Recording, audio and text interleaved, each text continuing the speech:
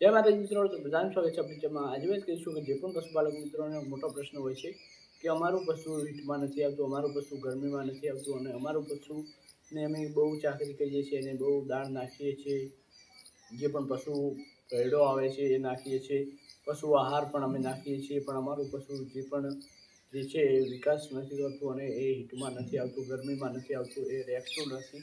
તો એના માટે શું કરવાનું છે, એના માટે વિડીયો છે, વિડીયો પૂરો જોઈ લેશો. તમારું જે પણ પશુ હીટમાં ના આવતું હોય, ગરમીમાં ના આવતું હોય, રહેતું ના હોય, એ પશુ રહેવા માંડશે એટલે કે હીટમાં આવી જશે, અને પછી તમે પશુને ગાભીન કરાવી શકો છો. એના માટે વિડીયો છે, તો વિડીયો પૂરો જોજો. અને વિડીયોની અંદર આવી ગયા હોય તો વિડીયોને કરી દેજો એક લાઈક, ચેનલને કરી દેજો સબસ્ક્રાઈબ.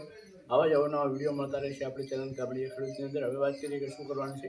તો તમારે કોઈ પણ દુકાને જવાનું છે, જે કરિયાણાની દુકાન હોય ત્યાં, અને તમારે 3 કે 4 જાયફળ લાવી દેવાના, અને તમારું જે પણ પશુનું ખાણ કરો એની અંદર એને તોડીને મિક્સ કરીને એ પશુને ખવડાવવાથી પશુ ગરમીમાં આવી જતું હોય છે. અને જો એના કારણે પશુને જે પણ વિકાસ ન થયો હોય એ પણ વિકાસ થઈ જતો હોય છે, અને પશુ જલ્દી હીટમાં આવતું હોય છે. અને એની સાથે સાથે આપણે એક તમને ગોળી પણ બતાવીશું, કોલોફોનિયા કરીને એક આ ગોળી આવે છે, એની અંદર 5 ગોળીઓ હોય છે. આપણે તમને બતાવી દઈએ,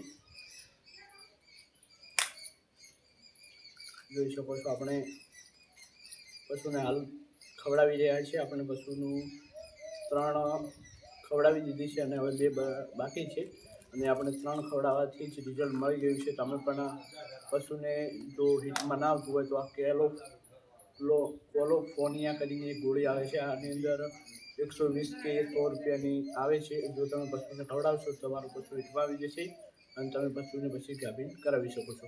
તો આજના વિડીયોમાં આટલું જ. હવે મળીશું નવા વિડીયો સાથે. ત્યાં સુધી જય માતાજી.